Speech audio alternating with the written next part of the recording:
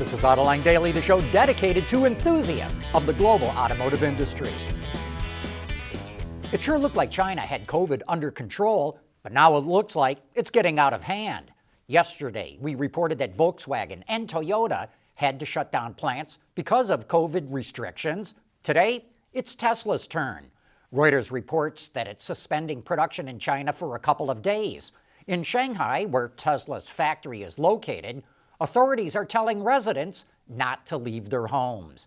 And those restrictions are wreaking havoc on the global supply chain. Shipping containers are starting to pile up at Chinese ports because of a shortage of truck drivers and warehouse workers. And that's causing shipping container costs to skyrocket. Pre-COVID, a 40-foot container traveling from China to the west coast of the U.S. cost under $2,000. Right now, it's $16,000. And so the auto industry is sailing into a perfect storm. We're seeing a mixture of catastrophes. COVID, the chip shortage, the Russian invasion of Ukraine, surging raw material prices, inflation, and rising interest rates. It's forcing automakers to raise prices. Tesla, Rivian, and now BYD have boosted their prices, and so that leads us to make an easy prediction. They're all going to do it. Even though car prices shot up the fastest in history over the last year, we expect every car maker in the world to raise its prices in the weeks to come. We want to know what drives your testing. OTA, connected car, diagnostics, remote testing. Intrepid Control Systems is here to help you work from anywhere. Intrepid Control Systems, driven by your data.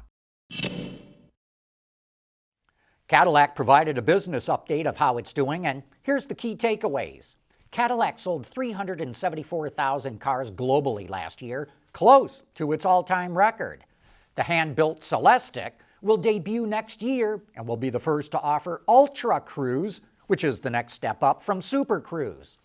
30% of its U.S. dealers dropped their Cadillac franchise rather than sell EVs, but you're going to be able to buy electric Cadillacs on your phone rather than go to a dealer. The Lyriq starts production next Monday in Spring Hill, Tennessee, and goes on sale May 19th. Cadillac claims it has 233,000 hand raisers for the Lyriq, and it says 10% of them typically turn into buyers, but it expects even more buyers to start coming in. Last week, we reported that the SAAR, or the seasonally adjusted sales rate in the American market, slowed down in February. It dropped to only 14 million vehicles. Well, looks like that slowdown is happening all over the world. Global sales peaked in 2017 when they hit about 97 million vehicles. Now, LMC Automotive reports last month the annualized rate dropped to only 77 million. And it's not because of the chip shortage. LMC says it's because the global economic situation is deteriorating. The EPA released its list of the most energy-efficient manufacturing plants in the United States, and Honda, General Motors, and Nissan made the list. Honda has 8 plants that cut how much energy they use. GM and Nissan both have 2 plants that made the list. When you include those plants, plus the other 93 plants that made the list, the EPA says they reduced their energy consumption by 90 trillion BTUs. They cut their energy bills collectively by $7 billion last year, and they prevented 5 million tons of greenhouse gases from going up into the atmosphere. Flying cars just took another step forward. HT Aero, which is the subsidiary of the Chinese EV startup XPeng, is going to show off its VTOL in Europe. The carbon fiber, all-electric, vertical takeoff or landing vehicle weighs about 1,200 pounds. It can carry 2 people with a maximum payload of 440 pounds. It has a top speed of 80 miles an hour, can fly for about 35 minutes, and it's designed to fly under 1,000 meters or about 3,200 feet. You all know that the hottest topic in the tech world right now is the Metaverse. And the Chinese automaker Lynk & Co. is the first to open a virtual showroom there. It's in a place called Showroom, which is the Metaverse created by China's giant tech firm, Baidu. The showroom features 6 models, including ICE, electrified, and performance models. Visitors can check out different body colors, open and close the doors and trunks, and feel the interiors. They can also hold virtual meetings, they can network, watch virtual entertainment.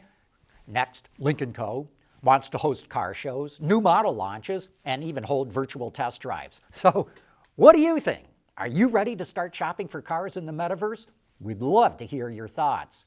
And yesterday we reported that the NADA said car dealers are all in when it comes to selling electric cars. We asked you for your thoughts and we heard from you.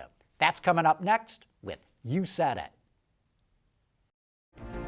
Mobility is becoming electric, connected, and autonomous, just like the manufacturing world. But will always be one thing: a reliable partner for our customers.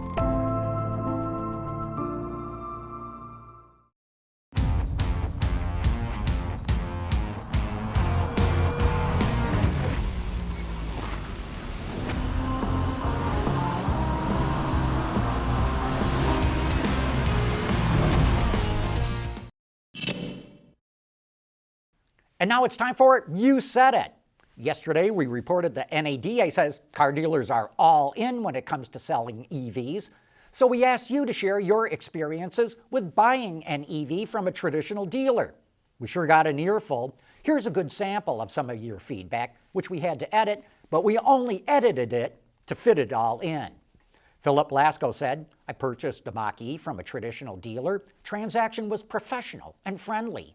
DeLorean 4 said, I was in the market for an EV or compact car back in 2017. The buying experience was absolutely awful. No knowledge nor inventory of EVs. Cesar Trujillo says, our salesperson, who had been at Mercedes many decades, told us that the tax incentive ended last year. He was clueless. James Hoffman said, I've never had a positive experience buying a new car from a dealer, though none of those were EVs, and have only had positive experiences taking deliveries of Teslas. Really said, I got frustrated because dealers refused to give clear pricing. I ended up just ordering another Tesla from the comfort of my couch. T-Bone says, purchased an EV in 2020. Dealer had no one trained on them. Had to educate the salesman on its operation. Alexander Villar says, I bought an electric Mini Cooper from a traditional car dealer. I'm from French-speaking Switzerland. Test drove it even. Great advising, well organized, but had to wait for inventory buildup before having delivery. It was literally the sole inventory car they had. Lee's Channel says, I pre-ordered a Mach-E through the Ford website, but the dealer kept me there 4 hours waiting, filling out surveys, etc., just so they could push a third-party warranty. I paid cash in full for a pre-order. There was no reason why it should have taken more than 10 minutes to complete the transaction. Liam Ball says, bought a Nissan Leaf from a dealer. Terrible experience. Bought a BMW i3 from Portland BMW. Fantastic experience. Bought a Tesla from the app. Awesome experience.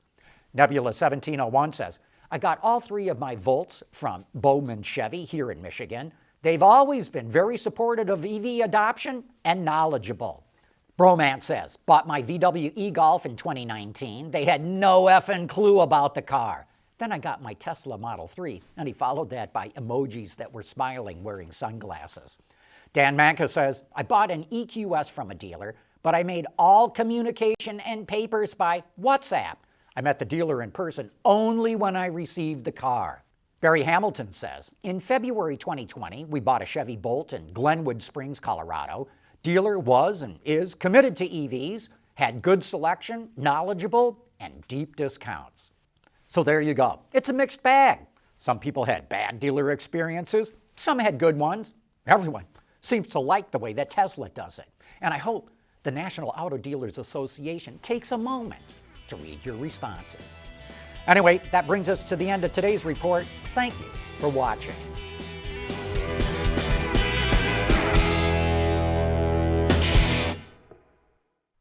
Autoline Daily is brought to you by Bridgestone, solutions for your journey. Intrepid Control Systems, over-the-air engineering, boost your game. And by Scheffler, we pioneer motion.